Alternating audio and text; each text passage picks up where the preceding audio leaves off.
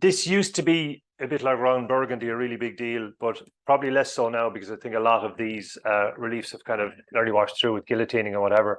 But if you do have someone affected by high earners, here's where you'll deal with it. It's in box K. So if the adjusted income surpasses 125 grand, they can claim the greater of 80 grand or 20% of their total income in bad reliefs and exemptions. So that, and for example, if you, I think Alan mentioned earlier, industrial buildings, like if you have someone who's claiming a normal 4% IBA, that's not a bad relief. But if you had someone who's claiming accelerated allowances on a carry forward basis, that is a bad relief. So it used to be a really complicated thing when it came in, first of all. I see less and less of it, but it still pops up occasionally. So if you do have someone who's affected by the high earners restrictions, here's where it is. It's in box K. Just before I hand you back to Alan, I said I was going to mention to you some of the e-briefs that are worth checking out. In terms of the pay and file generally, number 88 of 23 is worth checking out, as is 203 of 23. And I mentioned 177 of 23. That is the tips and traps, and that is the pay and file tips and traps, and that's well worth checking out because there's a lot of useful stuff in that one, and that's behind 177 of 23. Number 60 of 23 deals with the pre-letting for vacant residential premises, which could be relevant. Non-residents and tax credits, that's 13 of 22. That's always worth checking. So for example, if you have someone who's a landlord, a foreign landlord, and they have Irish source income, but they have, being the rent, but they have no other income, depending what they earn in the other jurisdiction, they can claim a portion of their credits. It may not be material, but it's always worth just doing the quick sum to see if there's a few bob extra there. The offshore funds, I'd mentioned that already. There's that's behind 81 of 23. Remote working relief, if you need to do anything on that, it's 69 of 22. Something that kind of ebbs and flows in terms of being kind of topical is crypto. And there's reasonable guidance prepared by Revenue behind 95 of 22 on how to deal with crypto assets.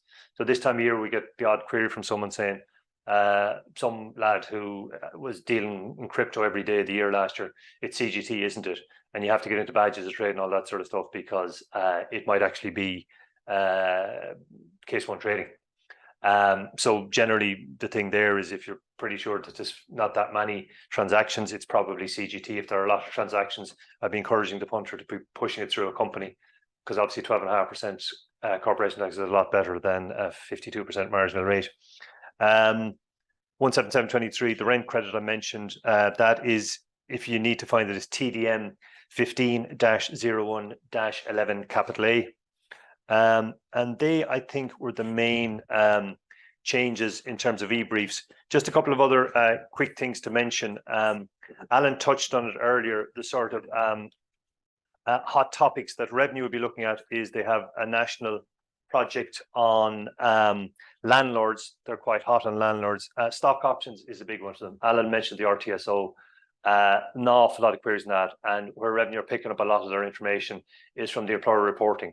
So if you go into the tax and duty manuals on the Revenue website for tax professionals, there's an entirely separate share scheme manual section that's separate from the income tax.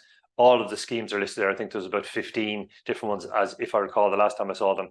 But the stock option one is one that they're just picking up routinely because employers are reporting it. Your average punter in a multinational doesn't really know what they're at, and it's shooting fish in a barrel for Revenue. So just be careful on that RTSO and share schemes. Generally, it is problematic, and it's something Revenue are very active on. Just a couple of final things I'll mention that are probably topical at the moment, and then I'll hand you back to Alan, who'll round out before we do the Q&A. This time of year, I would be saying, Alan's going to talk about capital acquisitions in a second. What about IT38? Just make sure you have anyone who's affected by IT38, that you're filing the IT38s this time of year. Something that pops up periodically is the domicile levy. Your domicile levy isn't dealt with through your Form 11. There's a separate collection mechanism for it. It doesn't affect that many, but if you do have someone affected by the domicile levy, just look at that as you're preparing the return for, say, a high net worth individual. And something we started to get a couple of queries on, and it's happening at the moment. It's kind of linked with LPT, so it doesn't necessarily come directly across our desk, but it doesn't stop clients raising questions on it, and that's the vacant homes tax. The first round of that is live at the moment, and I think there's reporting requirements needed very soon. So e-brief 191 of 23 will be worth a quick look just to help anticipate any questions that might be coming your way.